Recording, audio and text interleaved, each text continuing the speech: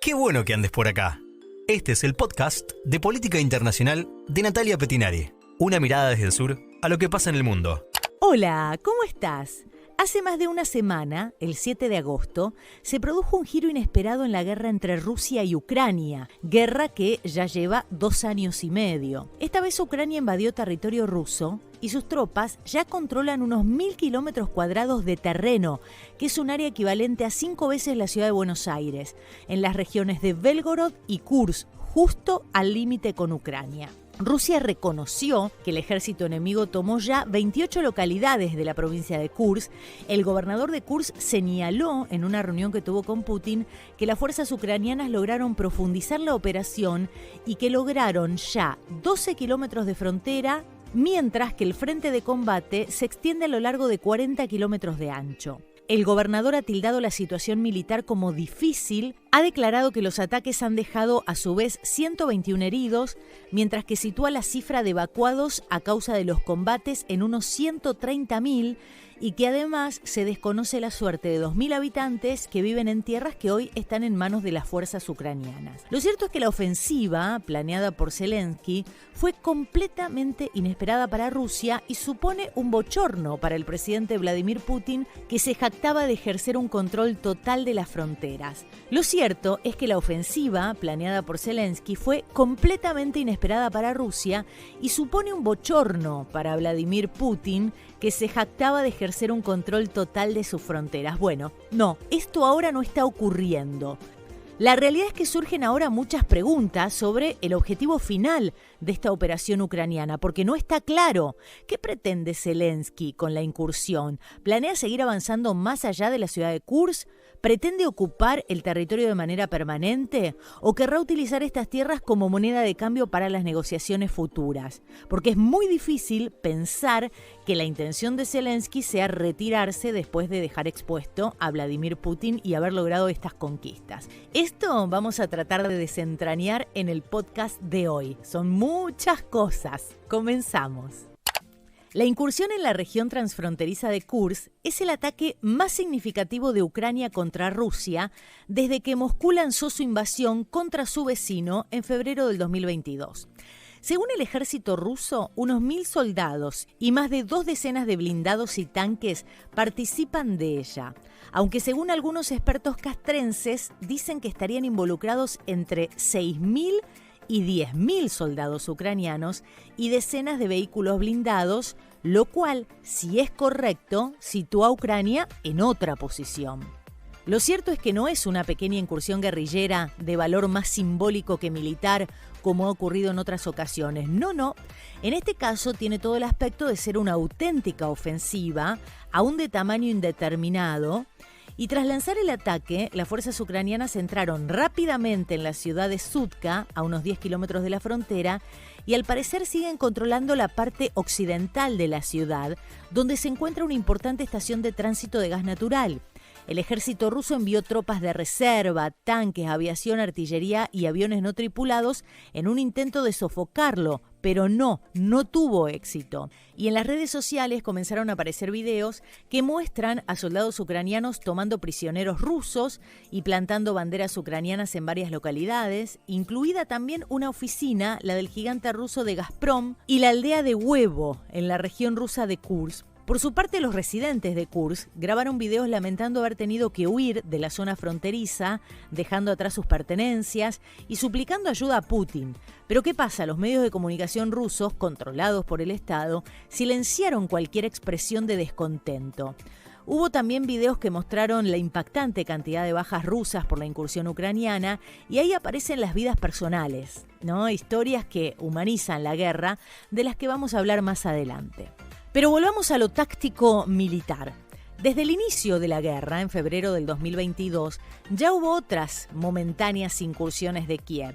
Hasta ahora la más exitosa fue la rápida reconquista por parte de Ucrania de la provincia de Kharkov a finales del 2022. Pero la diferencia ahora es que la actual acarrea numerosas tropas, tanques y otros vehículos blindados con una fuerte coordinación para ataques cibernéticos que lo que hace es confundir a la defensa y que ha hecho huir a decenas de miles de personas. Algunos expertos subrayan que es el ataque más importante de un ejército extranjero en territorio ruso desde la Segunda Guerra Mundial. La incursión representa un revés inesperado para el Kremlin, que en los últimos meses había registrado importantes victorias en el este de Ucrania frente a unas tropas enemigas bastante menos numerosas. El presidente ucraniano Volodymyr Zelensky admitió que el objetivo es desplazar la guerra al territorio del agresor y, sin referirse directamente a la incursión, expresó que Rusia ha llevado la guerra a nuestra tierra y debería sentir lo que ha hecho. Un alto funcionario de defensa de Ucrania declaró que el objetivo es estirar las posiciones del enemigo, infligir el máximo de pérdidas, desestabilizar la situación en Rusia y aseguró que miles de soldados ucranianos están participando de esta operación. Mientras tanto, los aliados internacionales de Ucrania se mostraron sorprendidos. El Departamento de Estado norteamericano expresó su respaldo a Kiev, pero no comentó directamente sobre esta operación.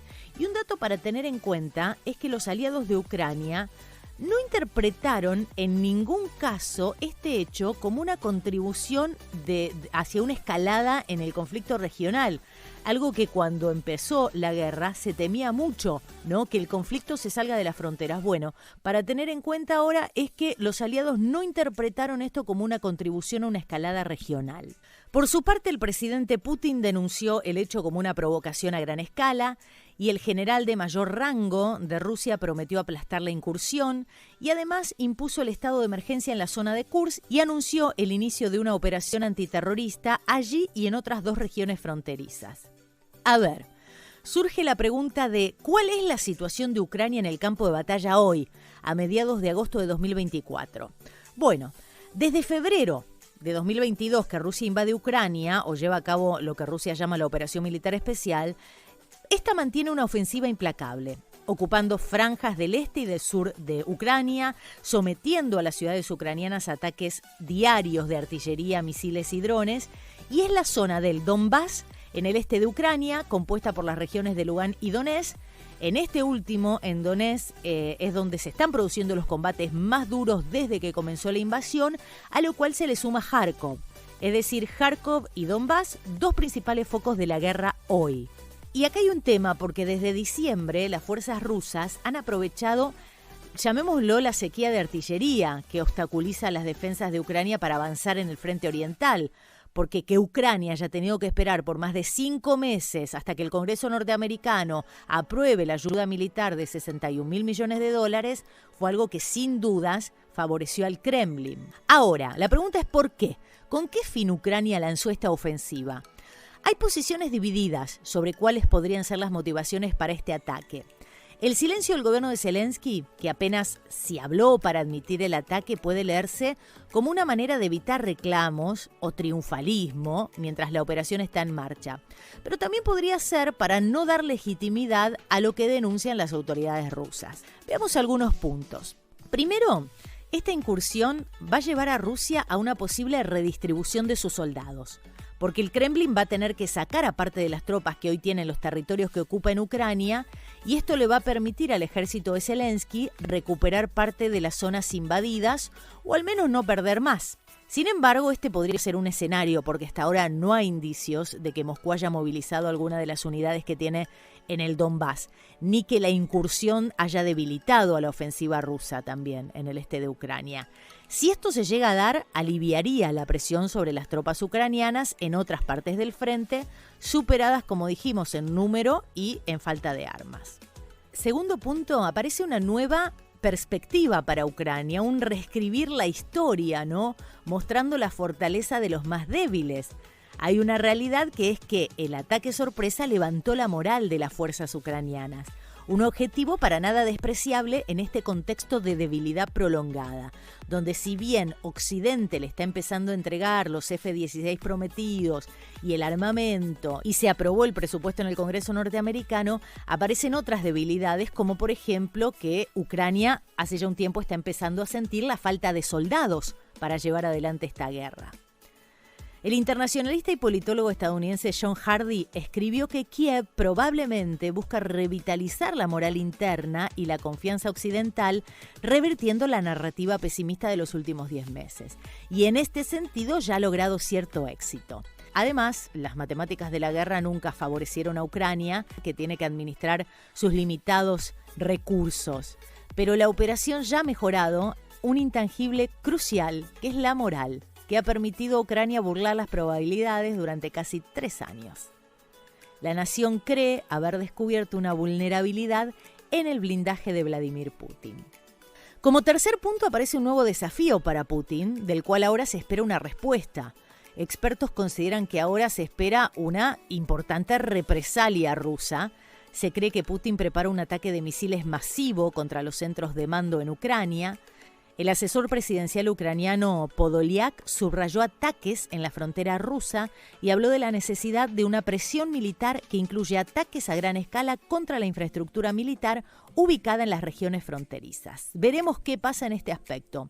Y cuarto, esta incursión abre una nueva posición de Ucrania a la hora de negociar la paz, porque hasta hace una semana Ucrania luchaba una guerra puramente defensiva, tratando de expulsar a las fuerzas rusas de su territorio, algo que no ha conseguido desde la invasión a la península de Crimea en el 2014. Sin embargo, ahora la guerra ya no se circunscribe a su territorio, sino que también abarca el ruso. Y esto puede cambiar el formato de las futuras conversaciones que los bandos enfrentados deberán entablar en algún momento para poner fin al conflicto. Y ya no será territorio por paz, sino territorio por territorio. Lo cierto es que el avance ucraniano ha asestado un duro golpe a los esfuerzos de Putin por fingir que la vida en Rusia no se ha visto afectada por la guerra. La propaganda estatal ha tratado de restar importancia al ataque, haciendo hincapié en los esfuerzos de las autoridades para ayudar a los residentes de la región y tratando de desviar la atención de la incapacidad del ejército para prepararse para el ataque y repelerlo rápidamente. Y acá aparece algo que me parece interesante de contar, que es la historia humana tras la guerra, que se esconde tras la guerra. Porque con esta incursión aparecieron muchas historias de granjeros que no quieren abandonar a sus animales, de uno y de otro lado de la frontera. Historias que ya aparecieron y que aparecen en toda guerra, ¿no? Estas son historias frescas, quiero decir, porque historias de ucranianos hay miles, ¿no? Pero bueno, lo que quiero contar acá es que a pesar de los llamamientos de las autoridades regionales para que se procediera a evacuaciones obligatorias, hay gente que con toda la razón del mundo no quiere irse de los territorios. Y fue noticia que luego del ataque ucraniano, Putin descargó su ira contra las vacas ucranianas. Así decían las noticias.